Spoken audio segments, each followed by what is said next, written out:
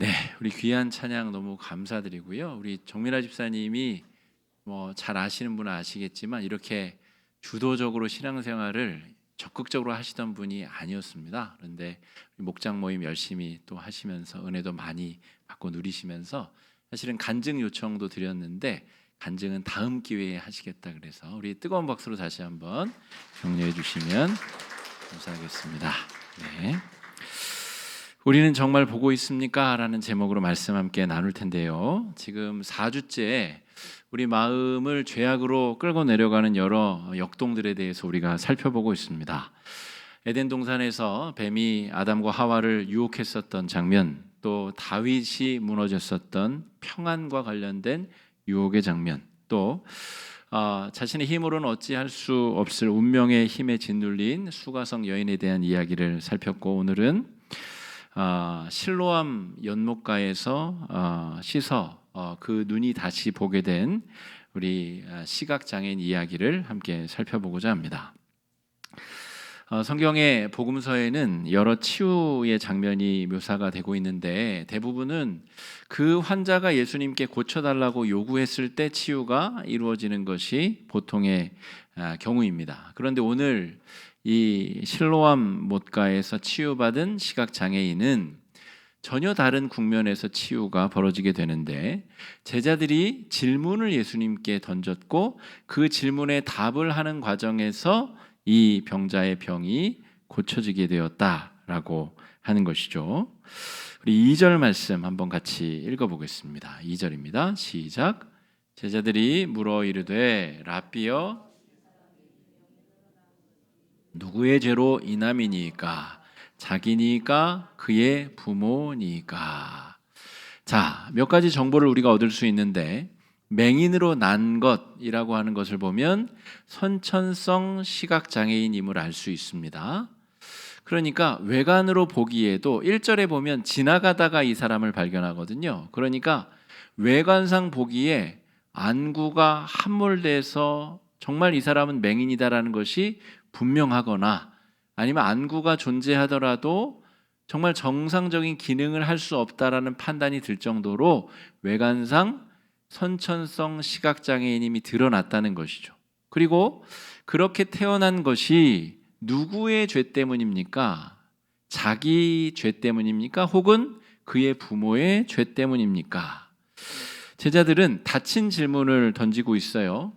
분명히 이 사람이 장애인으로 태어난 것은 죄 때문인데, 대전제 아래 그러면 궁금한 것은 누구의 죄 때문에 이렇게 됐느냐를 묻고 있는 거죠. 그러니까 이지선다, 둘 중에 하나만 선택할 수 있는 질문을 던졌고 예수님은 열린 답변을 하고 계십니다. 이도 저도 아니다. 그것 때문에 이 사람이 장애를 가진 것이 아니다라고 하는 제3의 답변을 해주고 계시다는 거죠. 자, 3절 말씀 한번 같이 읽어보겠습니다. 시작. 예수께서 대답하시되 이 사람이나 그 부모의 죄로 인한 것이 아니라 그에게서 하나님이 하시는 일을 나타내고자 하심이라. 죄 때문이라고 하는 전제를 가지고 물었어요. 이렇게 질문한 이유가 있습니다. 왜냐하면 유대인들에게 있어서 장애를 가졌다는 것은 죄악의 결과라고 하는 확실한 믿음이 있었습니다. 죄가 있기 때문에 장애를 가지는 것이지, 모든 사람들이 그렇게 생각을 했기 때문에 유대인 중에서는 이 틀에서 벗어나서 생각할 수 있는 어떤 창의적인 사고를 할 수 있는 가능성이 없었습니다. 그러니까 제자들은 그렇게 물었고 예수님은 그에 어긋나는, 그들의 가진 편견에서 어긋나는 답변을 지금 하고 계시다는 거죠. 그러면서 예수님께서 그 맹인에게 어떤 지시를 한 가지 내리십니다. 어떤 지시냐면 침을 땅바닥에 뱉어서 그 땅의 진흙을 이겨서 그 사람의 눈두덩이를 덮어서 온전히 진흙으로 가린 다음에 실로암 연못에 가서 그것을 씻어내라 라고 하는 명령을, 그런 지시를 내리게 되죠. 자, 실로암 연못이라는 것은 보냄을 받았다라는 뜻입니다. 실로암이라는 것이 보냄을 받았다라는 뜻입니다.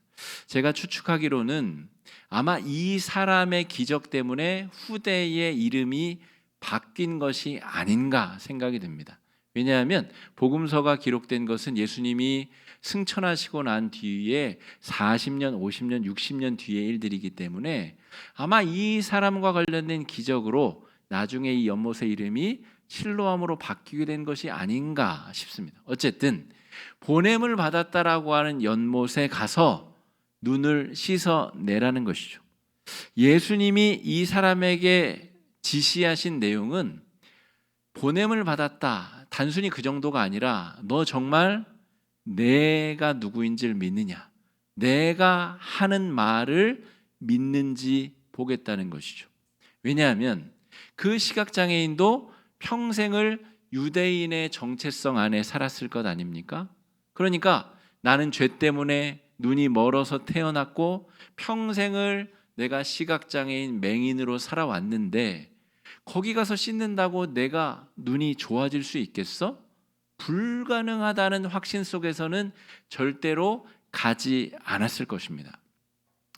요한복음 조금 앞쪽으로 가보면 요한복음 5장에 베데스다 연못가에 38년 동안 누워 있었던 이 중풍병자 이야기가 나옵니다. 예수님께서 수많은 병자를 뚫고 그 사람에게 가셔서 아주 간단한 질문을 던집니다. 네가 낫고자 하느냐? 그러면 뭐라고 대답해야 돼요? 네. 그렇게 대답하면 되잖아요. 낫고 싶은지를 물어봤으니까. 그런데 그 38년 된 병자가 뭐라고 대답하냐면 저를 들어서 연못이 동할 때 저를 연못에 넣어주는 사람이 없습니다. 아니 낫고 싶냐니까? 낫고 싶냐는데 엉뚱한 대답을 하고 있다는 거죠. 바꿔 말하면 사람들이 그 사람에게 38년 된 병자에게 뒤집어 씌워놓은 그 편견의 틀을 벗어나고 있지 못하다는 것입니다. 자기가 낫고 싶은지 아닌지는 별로 중요하지 않아요. 왜냐하면 내가 죄를 지었든 우리 부모의 죄 때문이든 죄 때문에 내가 이 모양 이 꼴로 38년을 살았는데 내가 낫고 싶은 게 무슨 소용이고 무슨 상관이냐는 믿음이 가득한 것입니다. 그런데 놀랍게도 불과 요한복음 5장에서 9장으로 넘어왔을 뿐인데 이 맹랑한 장애인은 실로암 연못가에 가서 눈을 씻어내고 광명을 되찾게 됩니다. 이 사람은 뒤쪽에서 그의 행태나 말을 통해서 유추해 보자면 사람들이 뭐라고 뒤집어 씌우든 그 편견 안에 갇혀있지 아니한 놀라운 특징을 가진 사람임을 우리가 알 수 있습니다. 장애라고 하는 그 시대에 그 사람에게 뒤집어 씌운 그 엄청난 장애물 가운데서도 이 사람이 편견의 감옥에 갇히지 않고 소망과 은혜를 추구하며 앞으로 믿음을 향해서 나아가고 있다는 거죠. 이 사람이 이 시각장애에서 벗어나게 되자 그를 둘러싼 수많은 사람들 사이에서 문제가 생겼습니다. 논리적인 충돌이 벌어지게 된 것입니다. 왜냐하면 이 사람이 태어날 때부터 장님이었다는 것은 죄 때문인데 이 사람이 지금 보게 되었어요. 그러면 죄가 해결이 됐다는 것 아니에요? 죄가 벗겨지고 없어졌다는 것인데 그것을 가능하게 한 자가 누구냐 하면 나사렛 출신의 평생 목수로 살았었던 목수의 아들 그 존재가 이 사람의 죄를 벗겨주었고 그가 장애에서 놓이게 되었다는 것. 그 당시의 유대인들은 이것이 논리적인 충돌 때문에 받아들일 수 없는 상태가 되어버린 것입니다.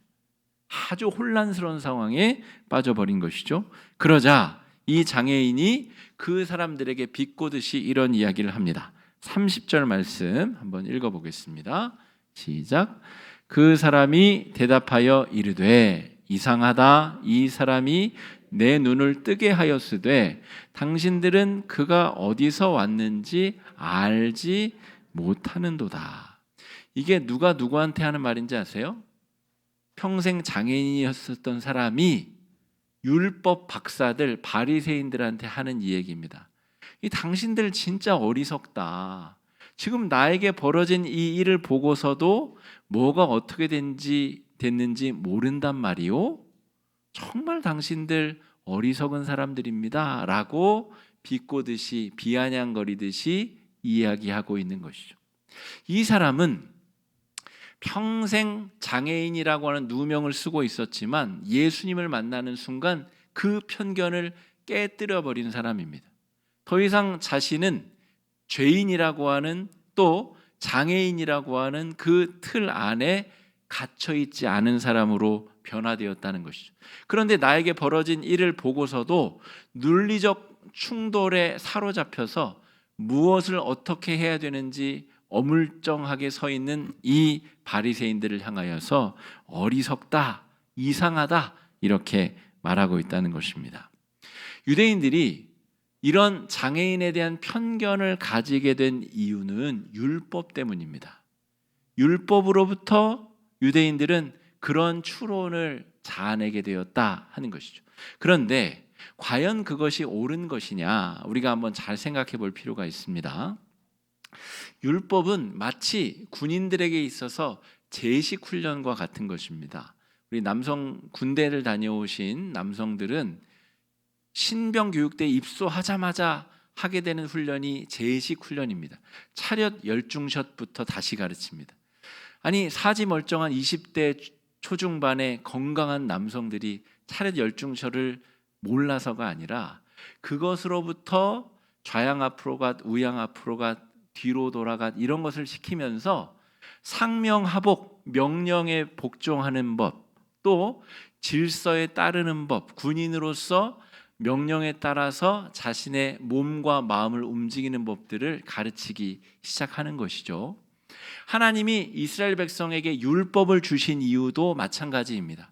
마치 제식 훈련 같은 것이죠. 신병교육대를 나오면 군인들이 제식 훈련 때 배운 방법대로 걸어다니는 군인들은 없습니다. 그대로 걸어다니면 이상한 사람이죠.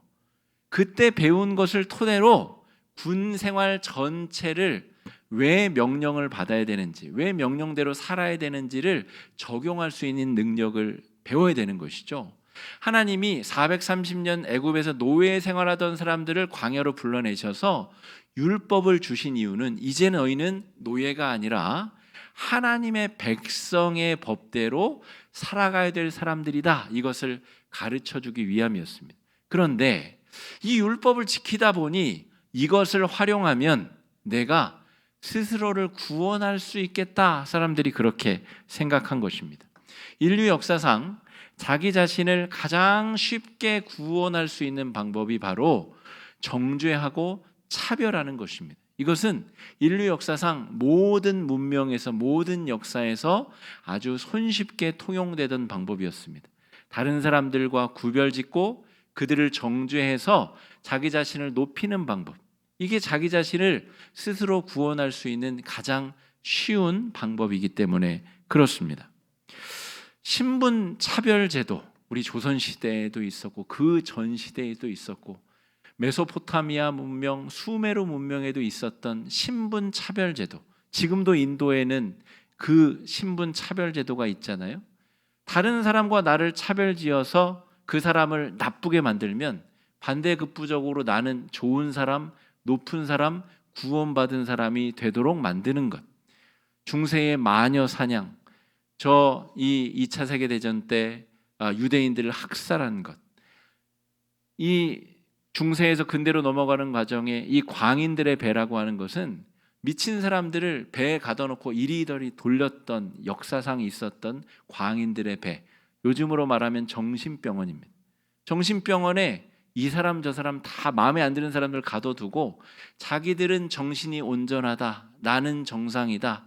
그렇게 자기를 구원하려고 했었던 여러 방법들. 우리 근현대사 역사상에 있었던 삼청교육대. 이런 것들이 다 다른 사람과 구별짓고 차별지어서 나를 스스로 구원받은 느낌이 들게 만드는 그런 역사적 행동들이었다는 것이죠. 지금 유대인들이 장애인들을 죄인이라고 정죄하는 이유는 그렇게 정죄된 사람들 반대편에 있는 정상인인 나는 하나님을 사랑하고 하나님의 축복과 사랑을 받은 죄로부터 구별된 존재라고 하는 자긍심을 얻기 위함입니다. 그런데 예수님이 오셔서 이 땅에 오셔서 하신 구원은 다른 사람을 정죄하고 차별하게 하던 일들을 다 붕괴시키고 오히려 사랑과 섬김으로 차별받던 사람들을 하나님의 자녀로, 그렇게 죄인 취급을 당하던 사람들을 구원하여서 하나님의 백성으로 끌어올리는 구원을 하셨다는 것이죠. 그러니까 지금 바리새인들의 입장에서는 논리적 충돌이 벌어질 수밖에 없는 것입니다. 이게 내가 나를 구원하던 방법이었는데 예수라는 작자가 갑자기 나타나서 이 맑은 물을 흐려놓고 진흙탕 물로 만들어 놓고 있다, 그렇게 느껴버린 것입니다. 우리 뭐 눈에는 뭐만 보인다라는 속담이 있고 사자성어를 살펴봤더니 불안돈목, 부처의 눈에는 부처가 보이고 돼지 눈에는 먹을 것만 보인다, 이런 뜻입니다. 인용하다 보니까 부처님이 설교 시간에 등장하게 됐는데, 뭐 눈에는 뭐가 보인다라는 말은 그런 뜻입니다.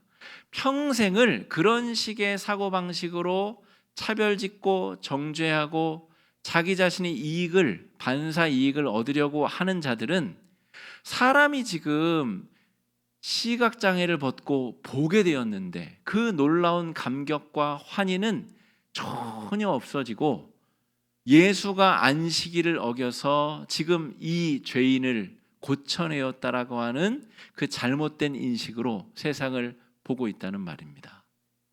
하나님의 자녀로서 하나님의 구원을 받은 사람으로서는 절대로 할 수 없는 짓들을 이 바리새인들이 지금 하고 있다는 것이죠.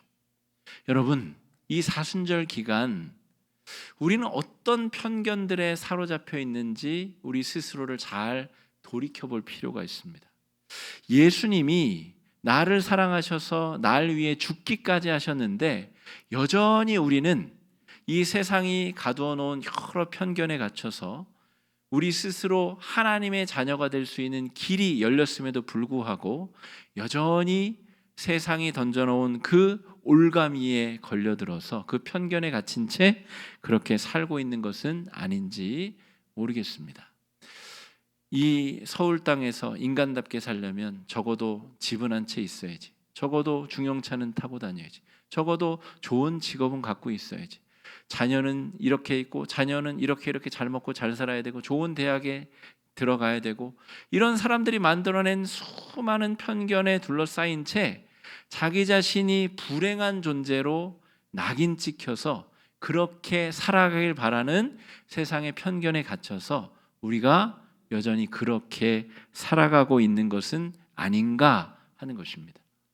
주일에 예배 드릴 때는 반짝 우리가 하나님의 자녀임을 인식하면서도 월요일이 시작되면 당장 세상이 우리를 가두어 놓은 편견 안에 갇혀서 불행한 사람, 행복하지 못한 사람, 마치 구원받지 못한 사람처럼 우리가 그렇게 살고 있는 것은 아닌가라고 하는 것입니다. 몇 주 전에도 제가 잠깐 인용을 했는데 우리 오징어 게임을 뒤이어서 지금 세계적 흥행을 일으키고 있는 한국 드라마가 있습니다. 18년 전에 참혹한 학교 폭력을 당했었던 한 여인이 18년간 복수 준비를 해서 속 시원한 복수를 한다는 그런 아주 단순한 플롯의 드라마인데 아주 그 복수 준비 내용, 진행 과정이 흥미진진해서 사람들에게 아주 인기가 높습니다. 그런데 사람들이 생각할 수 있는 복수나 심판, 그것의 결말은 우리가 예상하듯이 가해자들이 완전히 붕괴하는 것입니다. 그게 심판의 목적이죠. 그리고 그 드라마에서도 그 심판은 그런 결과로 드러나게 됩니다. 그런데 놀랍게도 오늘 예수님이 심판이라는 단어를 쓰시고 자기가 이 세상을 심판하기 위해서 오셨다는 이야기를 하십니다. 우리가 방금 읽었거든요. 그런 구절이 있었다고. 39절 말씀 한번 읽어보겠습니다. 시작. 예수께서 이르시되 보지 못하는 자들은 보게 하고 보는 자들은 맹인이 되게 하려 함이라 하시니. 그 18년 동안 복수를 준비한 드라마 속 주인공처럼 복수를 심판을 한다면 지금 이 바리새인을 어떻게 되어야 되겠어요? 이 바리새인들이 시력을 잃어야죠. 시각장애인이 되어야 이야 통쾌하다, 정말 복수가 이루어졌구나, 이렇게 받아들일 것 아닙니까? 우리가 생각하는 통념상의 심판, 복수는 그런 것이잖아요. 그런데 예수님이 그 정도 인격과 그 정도 성품을 가진 분이 아니라는 것을 우리는 너무나 잘 알고 있습니다. 그러니까 예수님이 심판하신다는 내용은 전혀 다른 의미일 것이다 라고 추측해 볼 수 있겠죠. 그리고 오늘 본문 말씀에 비추어 보자면 예수님의 심판은 바로 이런 것입니다. 예수님이 세상을 심판하시는 방법은 십자가의 은혜로 사람들이 만들어 놨었던 차별과 정죄와 그 모든 그 울타리들을 십자가로 허물어 버리시는 것, 그것이 예수님의 심판의 방법입니다. 사람들이 장애인을 죄인이라고 정죄하였는데 예수님이 등장하셔서 그 장벽을 철폐해 버리시는 것, 사람들이 죄인으로 정죄했었던 사람을 의인으로, 죄가 없는 사람으로 끌어올리시는 것, 이것이 예수님의 심판의 방법이라는 것이죠. 이렇게 하시면 무슨 일이 펼쳐지게 될까요? 그동안 자신이 죄인이 아니라고 믿었던 사람들의 마음이 갑자기 지옥으로 변하게 됩니다. 이것이 바로 예수님이 심판하시는 방법의 내용입니다. 그래서 여러분, 교회는 절대로 자기 의를 가지고 교회를 다닐 수 없습니다. 자기 의로 절대로 천국문을 열 수 없습니다. 주님, 제가 열심히 살았어요. 제가 정말 좋은 일도 많이 했어요. 제가 착하게 살았어요. 주님이 천국문 앞에서 그렇게 물으십니다. 근데 그게 어쨌다고? 이곳은 죄를 지어도 들어올 수 있고 정말 함부로 살아도 들어올 수 있는 곳이고, 이곳은 아무 노력을 기울이지 않아도 믿음만 있으면 들어올 수 있는 곳이란다. 예수님께서 천국문 앞에서 그렇게 이야기해 주신다면 스스로 구원을 얻기 위해서 의를 쌓아 올렸었던 수많은 사람들이 얼마나 허무하겠어요. 오늘 바리새인들이 이 시각장애인이 죄에서 노임을 받게 되는 장면에 절망하고 낭망하고 그 사고체계가 혼돈 가운데 빠지게 된 그 장면을 우리가 목격하는 것과 같습니다. 그들의 마음이 지금 지옥으로 변해버렸다는 것이죠. 그러므로 여러분, 진짜 볼 수 있다는 것이 무엇일까? 진짜 본다는 것은 이 세상이 만들어낸, 사람들이 만들어낸 모든 편견에서 벗어나서 내가 죄인임을 깨닫고 고백하는 것이 바로 볼 수 있는 것입니다. 내가 죄인이어야 예수님과 관계 맺을 수 있는 여지가 생깁니다. 내가 죄인이어야 예수님의 십자가가 나에게 필요하게 됩니다. 그래서 내가 얼마나 죄인인가를 알아차리고 고백하는 것이 영적으로 우리가 볼 수 있는 것입니다. 반면 볼 수 없다는 것은 편견에 갇혀서 자신이 꽤 괜찮은 사람이라고 착각하고 자신이 죄인이 아니라고 생각하면 예수님의 십자가와 자기는 아무 상관이 없게 되는 것이죠. 여러분, 인간관계 하시다가 이런 사람들은 좀 피해야 되겠다, 이런 사람들 한두 명씩 다 기준이 있으실 텐데, 저는 자기 자랑을 입에 달고 있는 사람은 잘 관계 맺지 않습니다. 왜 그런가? 그 사람은 예수 십자가가 필요 없을 가능성이 높은 사람이거든요. 그리고 그 사람과 자꾸 관계 맺게 되면 나도 그 사람으로부터 좋지 않은 영향을 받을 가능성이 높거든요. 그러니까 여러분, 자기 자랑을 입에 달고 다니는 사람은 별로 가까이 하지 않으시는 것이 좋습니다. 정말 내가 영적으로 볼 수 있는 능력이 있다는 것은, 내가 누구인가 자기 성찰을 할 수 있다는 것은 내가 죄인임을 인지하고 고백할 수 있는 사람, 매일매일 십자가를 붙들고 십자가 앞에 나아갈 수 있는 능력이 있는 사람이 바로 볼 수 있는 사람입니다. 엊그저께 GPT 4.0이 오픈됐습니다. 이게 뭔가 저도 잘 모릅니다, 사실은. 그런데 이 챗 GPT, 몇 주 전에 제가 잠깐 언급했었던, 그러니까 고기능성 AI예요. 그래서 무언가를 질문하면 20-30초 안에 답을 뚝딱 내어주는 도깨비 방망이 시대가 열렸다는 것인데, 얘가 기능이 이제 레벨 4까지 올라갔다는 말입니다. 그래서 이제 책을 쓰고 싶으면 내가 이러이러한 내용으로 책을 쓰고 싶어, 목차를 좀 잡아줄래? 그럼 목차뿐 아니라 책의 개괄적인 내용까지 다 써서 주는 시대가 이미 엊그저께 열렸대요. 그리고 이러한 발전이 5.0, 6.0이 얼마나 빠르게 다가올지 아무도 예측할 수 없는 시대가 이미 열려버렸습니다.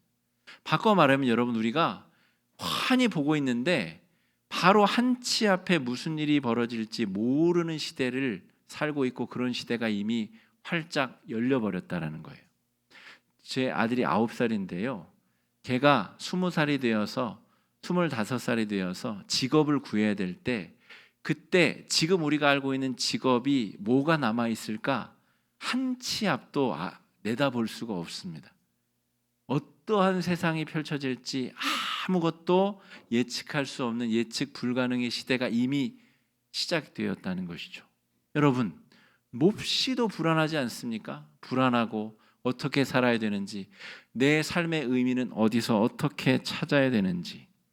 여러분, 이때 우리가 정말 볼 수 있다는 것은 예수 십자가의 은혜를 볼 수 있다는 것을 말합니다. 한치 앞을 내다볼 수 없는데 우리가 영적으로 볼 수 있다는 것은 내가 죄인임을 깨닫고 예수 십자가가 보이고 십자가와 더불어 우리가 실로암 목가로 갈 수 있어야 된다는 것이죠. 세상 사람들은 야, 이제 끝났어, 정말 예측 불가능한 시대야 하지만, 예수 믿는 사람들은 십자가를 통해서 천리길을 내다볼 수 있고 천리안을 가질 수 있는 것이 오히려 이 복잡한 시대 속에 신앙이 가질 수 있는 의미요 가치다라고 말할 수가 있겠습니다. 그래서 정말 중요한 것은 육체의 시력이 아닙니다.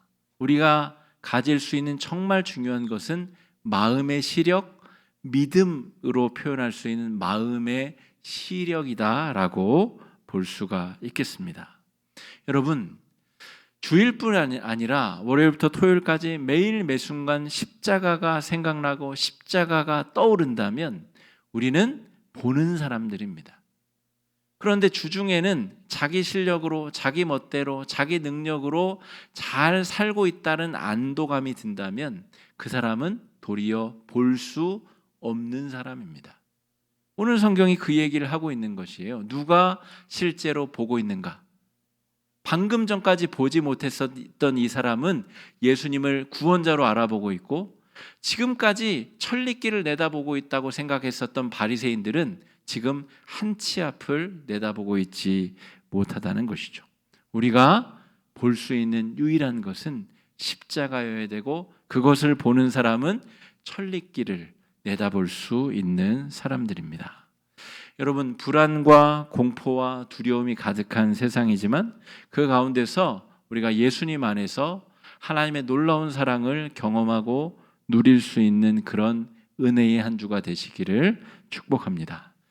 내일부터 또 우리 사순절 묵상집을 가지고 말씀 묵상으로 하루를 열 텐데, 말씀을 통해서 여러분 세상을 바라보실 수 있는 놀라운 축복과 은혜를 경험하는 한 주가 되시기를 주의 이름으로 축복합니다. 이 시간 말씀 의지해서 함께 기도하겠습니다.